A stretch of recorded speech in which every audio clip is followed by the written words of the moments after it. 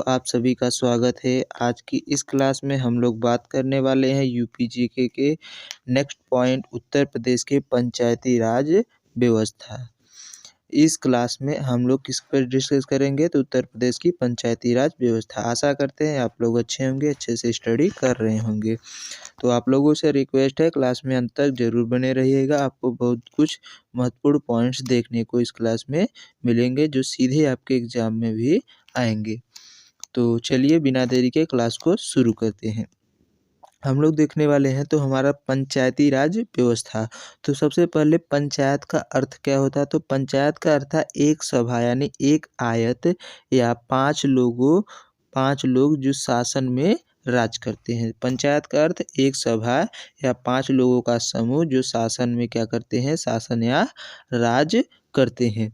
स्थानीय स्वशासन का जनक यानी पंचायती राज व्यवस्था में जो स्थानीय स्वशासन है जिसको स्थानीय स्वशासन कहते हैं। पंचायती राज क्या होता है, पंचायत यानी नगर या ग्राम में जो व्यवस्था शासन की होती है उसे पंचायती राज व्यवस्था कहते हैं। ग्राम में पंचायती राज व्यवस्था, नगर में नगर पंचायत व्यवस्था होती है। तो स्थानीय स्वशासन का जनक जो कौन था, लॉर्ड रिपन था। पंचायती राज को ग्रामीण क्षेत्रों में तालुका या तहसील के रूप में जाना जाता है। तो पंचायती राज व्यवस्था जो है इसको ग्रामीण क्षेत्रों में तालुका या तहसील के रूप में जाना जाता है। उत्तर प्रदेश पंचायती राज अधिनियम 1947 में आया था। पंचायतों की स्थापना 15 अगस्त सन 1947 को किया गया था। उत्तर प्रदेश क्षेत्र समिति एवं जिला परिषद अधिनियम कब आया था, तो 1961 में आया था, जिसके द्वारा त्रिस्तरीय यानी ग्राम पंचायत, क्षेत्र पंचायत और जिला परिषद प्रणाली को लागू की गई थी।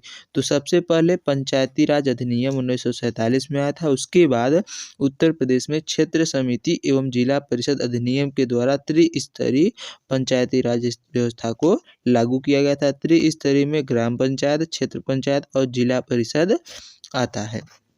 आगे बात करते हैं तो अगला पॉइंट हमारा है कि जो बलवंत राय मेहता समिति थी, कौन सी समिति, बलवंत राय मेहता समिति के सिफारिश के आधार पर इसका गठन किया गया था। किसका, पंचायती राज व्यवस्था में जो त्रिस्तरीय शासन व्यवस्था है। 73वां संविधान संशोधन 1992 के द्वारा पंचायतों को संवैधानिक दर्जा प्रदान किया गया। इसके पहले जो था पंचायतों को संवैधानिक दर्जा प्राप्त नहीं था, लेकिन 73वें कॉन्स्टिट्यूशनल अमेंडमेंट के द्वारा इसको संवैधानिक दर्जा प्राप्त हुआ और इसे अनुसूची 11 में जोड़ा गया। इसमें कुल 29 विषय शामिल किए गए। प्रदेशों में पंचायतों को त्रिस्तरीय व्यवस्था लागू है। प्रदेशों में कितने स्तरीय व्यवस्था लागू है, तो 3। सबसे ऊपर जिला परिषद, उसके बाद क्षेत्र पंचायत समिति होती है जिसे मध्यवर्ती समिति कहते हैं, उसके बाद ग्राम पंचायत या ग्राम स्तर होता है। आगे बात करें तो अगला पॉइंट है कि जो जिला परिषद होता है, कौन सा, जिला परिषद।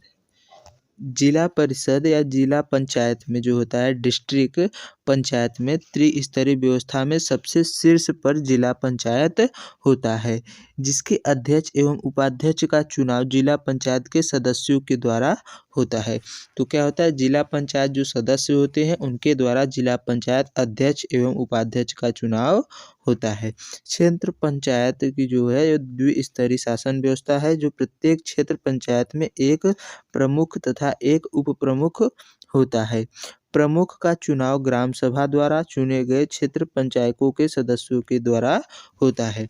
जो क्षेत्र पंचायत का प्रमुख होता है, जिसे ब्लॉक प्रमुख भी कहते हैं, उसका चुनाव ग्राम सभा के द्वारा चुने गए क्षेत्र पंचायत के सदस्यों के द्वारा होता है। सबसे निचला तीसरा स्तर ग्राम पंचायत होता है, जो गांव में होता है।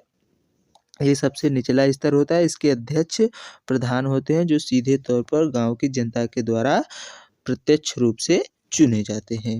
अगली बात करें तो अगला पॉइंट हमारा होता है कि जिसका चुनाव गांव के ग्राम सभा के द्वारा 18 वर्ष से अधिक आयु के मतदाताओं के द्वारा ग्राम प्रधान का चुनाव होता है। ग्राम पंचायत का सदस्य या प्रधान चुने जाने हेतु न्यूनतम आयु जो है 21 वर्ष है, यानी ग्राम पंचायत का जो चुनाव लड़ सकता है उसकी न्यूनतम आयु कितनी होनी चाहिए? 21 वर्ष होनी चाहिए। ग्राम पंचायत के सदस्यों की संख्या का निर्धारण जनसंख्या के आधार पर होता है। प्रत्येक ग्राम सभा को वर्ष में 2 बैठक करनी होती है। प्रत्येक ग्राम सभा को वर्ष में कम से कम 2 बैठक करनी होती है। किसी ग्राम पंचायत का प्रथम बैठक उसके गठन के 30 दिन के भीतर होना अनिवार्य है। जो ग्राम पंचायत की बैठक है, प्रथम बैठक उसके गठन के 30 दिन के भीतर होना अनिवार्य होता है। अगले पॉइंट की बात करें तो अगला पॉइंट हमारा है, तो आज ये था आपके ग्राम पंचायत के तीनों स्तरों के बारे हमने बता दिया है। अगले क्लास में हम लोग इससे आगे का देखेंगे। तो आशा करते हैं ये क्लास आपको समझ में आई होगी।